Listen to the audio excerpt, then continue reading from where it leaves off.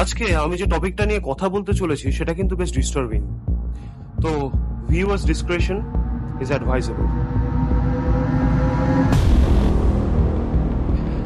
শোনো, ধরুন আপনি রাত্রিবেলা বাড়ি ফিরছেন, রাত 11টা বাজে। হঠাৎ করে সামনে দেখলেন যে 4-5 জন লোক এগিয়ে আসছে আপনার দিকে, এবং আপনার দেখে মনে হলো, আপনার দেখে একটা খুব বাজে একটা অনুভূতি হলো যে সম্ভবত লোকগুলো আপনাকে মারতে আসছে। আপনি কি করবেন? আপনার কাছে কি অপশন আছে? বেদে বলা হয় 4টে ব্যাপার: সাম, দান, ভেদ, দণ্ড। দণ্ড হচ্ছে লাস্ট। তো আপনি বুঝতে পারছেন, যদি সাম হয়, যেটা প্রথম, সেটার মানে কি? সেটা মানে সাম মানে হচ্ছে সমতা বিধান বা ইকুয়ালিটি। এবার আপনি তাদের ইকুয়াল হওয়ার চেষ্টা করবেন। তাদের ইকুয়াল কিভাবে হওয়া যায়? তাদের ইকুয়াল হওয়া মানে তাদের সাথে মাই ডিয়ার হয়ে যাওয়া। তাদের সাথে মাই ডিয়ার হওয়া, যে ব্যাপারটা বলা যে আমি তো ইকুয়ালি, বা আপনি অভিনয় করুন, এমন ভাবে অভিনয় করুন যাতে মনে হয় যে আপনিও ওই লেভেলেরই লোকজন বা ওই রকম টাইপের, মানে কোন রকম আততায়ী বা কোন রকম মানুষের অপকার করে বা মানুষকে মারে, এই টাইপের একটা লোক যে একই গোত্রের। তো তার সাথে একই গোত্রের যদি আপনি হতে পারেন, তাহলে হয়তো আপনি সিচুয়েশনটাকে ইভেট করতে পারবেন। এটা হচ্ছে সাম। দান, এরপরে আসে দান।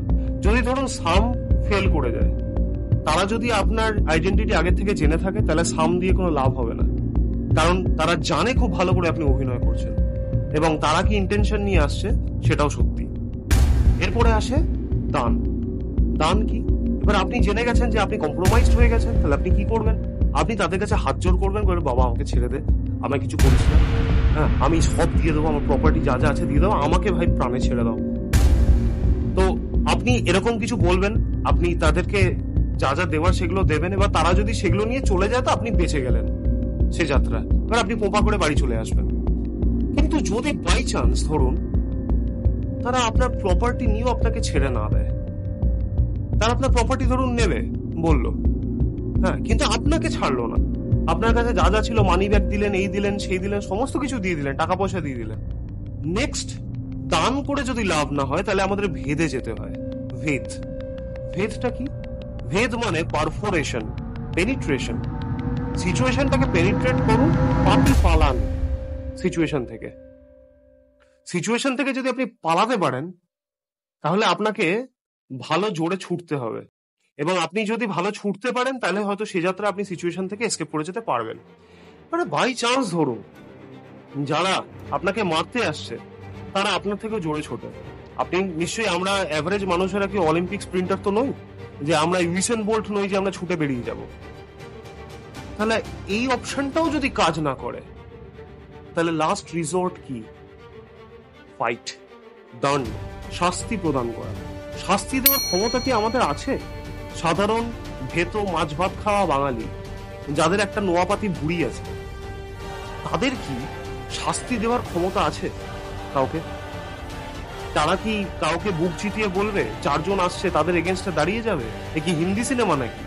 হিন্দি সিনেমা, ইংরেজি সিনেমা এগুলো দেখি, জন উইক একাই মোটামুটি 500 জনকে উড়িয়ে দিল বন্দুক দিয়ে, বা হ্যান্ড টু হ্যান্ড কমব্যাট করে বিভিন্ন রকম ওয়েপন্স দিয়ে। কিন্তু এটা তো রিয়েল লাইফে হয় না।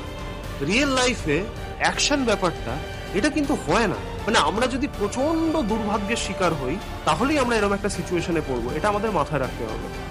না, যদি সৌভাগ্যের শিকার হই, তাহলে এরকম সিচুয়েশন আমরা হয় পড়বো না। তাহলে পড়লেও এই প্রথম 3টে যে অপশন আছে, সাম, দান, ভেদ দিয়ে বেরিয়ে যেতে পারবো। কিন্তু সাপোজ ধরে নিন আপনার জীবনে এই প্রচন্ড দুর্ভাগ্যের দিনটা আজকে এসে গেছে, আপনার লড়াই ছাড়া আর কোনো অপশন নেই, আপনি কি করবেন? এটা নিয়ে আজকের ভিডিওটা। আপনি কি করবেন সেটা আমাকে কমেন্টসে জানাতে পারেন। নেক্সট ভিডিওটা হবে আপনি কি করতে পারেন, আপনার কাছে কি অপশন আছে সেটা নিয়ে। আমি ভিডিও লেন্থ বাড়াতে চাই না, 5 মিনিটের মধ্যে রাখতে চাই, সেই জন্য আমি ভিডিওটা এখানেই শেষ করলাম। নমস্কার।